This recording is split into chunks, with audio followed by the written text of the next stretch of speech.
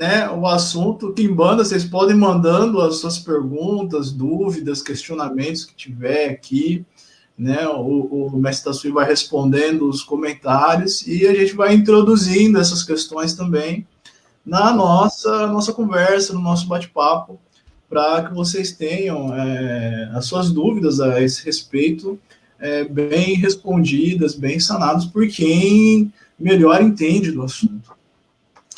E Exu é sempre uma questão bem complicada, né, bem delicada, porque ao mesmo tempo em que é uma entidade, assim, uma divindade muito importante, é também muito incompreendido, né? Sobre Exu tem vários significados que as pessoas atribuem, né?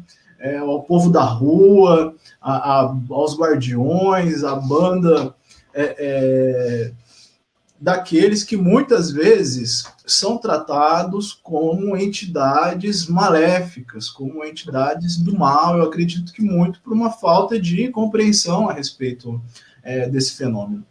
Muitas pessoas, muitos cristãos, inclusive, né, acorrem aos terreiros para conversar com o Exu especificamente, para resolver alguns problemas, e muitas pessoas estão acostumadas, né, até aí no terreiro pedir para Exu certas coisas que às vezes não são muito interessantes, né? Pedir para prejudicar as pessoas, vai no terreiro pedir para pombagira, para amarrar o marido, para, sabe, para pegar a amante, assim, uma série de coisas que me parecem bem nebulosas assim, a esse respeito.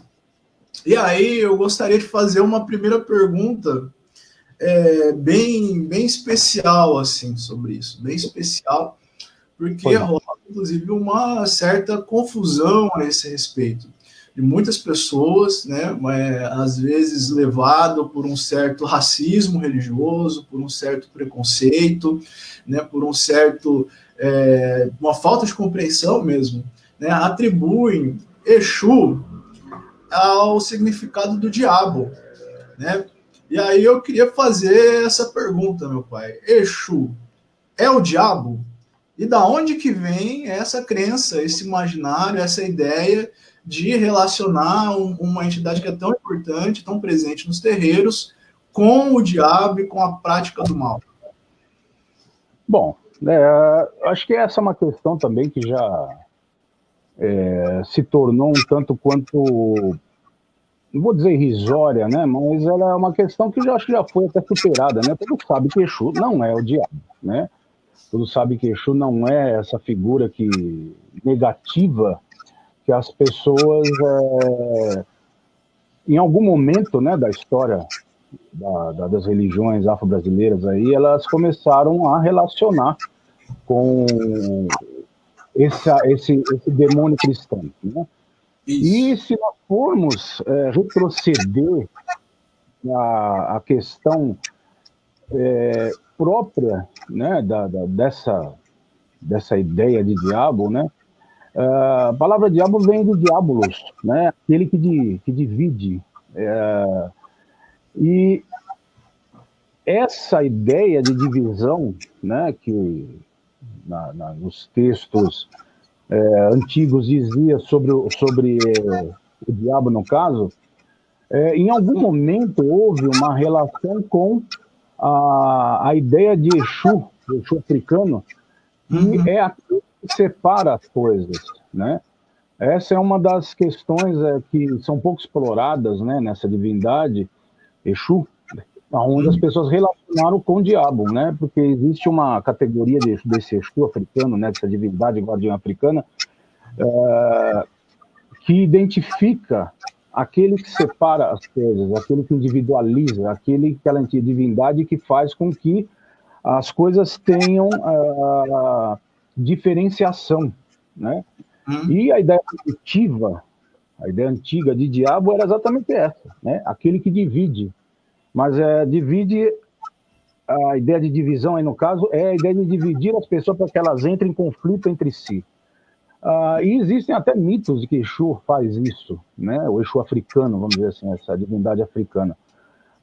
aonde ele divide as pessoas não para que as pessoas tenham contenda entre elas, né? Nos mitos dizem isso, mas para que as pessoas encontrem soluções. E a própria ideia também nos remete a uma outra palavra, que é os demônios, né? A palavra daimon significa um espírito que aconselha, né? Essa palavra antiga. Na verdade, tudo isso se misturou, né? Porque a Quimbanda, principalmente aqui no Brasil, né?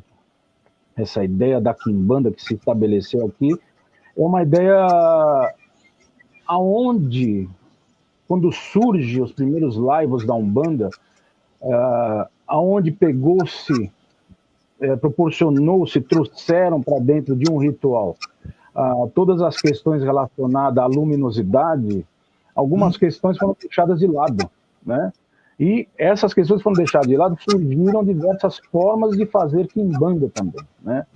E sempre procuramos ensinar, entendermos que existe, a cada terreiro de Umbanda existe uma Quimbanda correspondente. A cada rito umbandista, a cada rito, quer ser das religiões afro-brasileiras, há uma Quimbanda que corresponde a essa ideia luminosa, né? Como se fosse uma sombra. Como se houvesse a Umbanda e houvesse a Quimbanda, essa Quimbanda fosse uma sombra dessa Umbanda. A partir dessa ideia, as pessoas começaram a entender a ideia de Exu, relacionando com aquilo que conheceu-se antigamente como Goécia, né? A Goécia era uma espécie de contrário, né? Oposto, um sistema mágico que vem ali de alguns manuscritos antigos relacionados ao brahmanismo, né?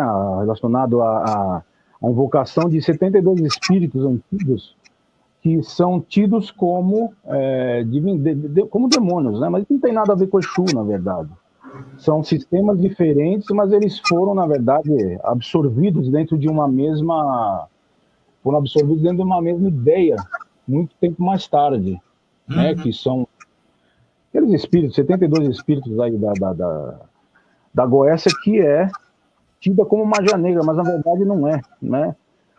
Essa aí fala de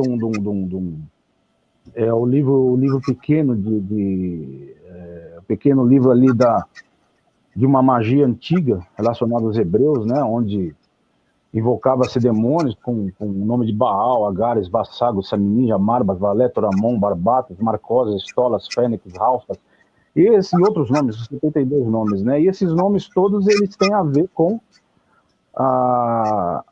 a ideia de espíritos que aconselhavam tanto para o bem quanto para o mal. E essa ideia, ela foi trazida para dentro das Quimbandas ali a partir talvez da década de 40, algo assim, década de 50, onde relacionaram a Cabala com, né, as práticas mais africanistas, né, da própria Umbanda e Quimbanda. E Exu não é o diabo, né? Mas nós precisamos entender essas figuras antigas a partir de seus símbolos. Por exemplo, a ideia do tridente, né? O tridente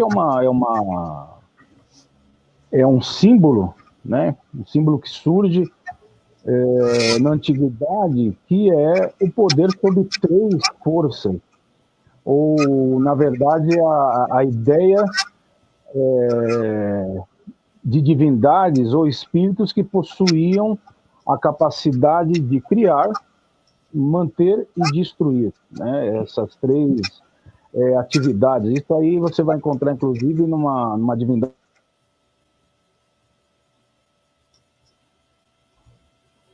Eu acho que travou aqui, meu pai, não estou conseguindo. Caiu?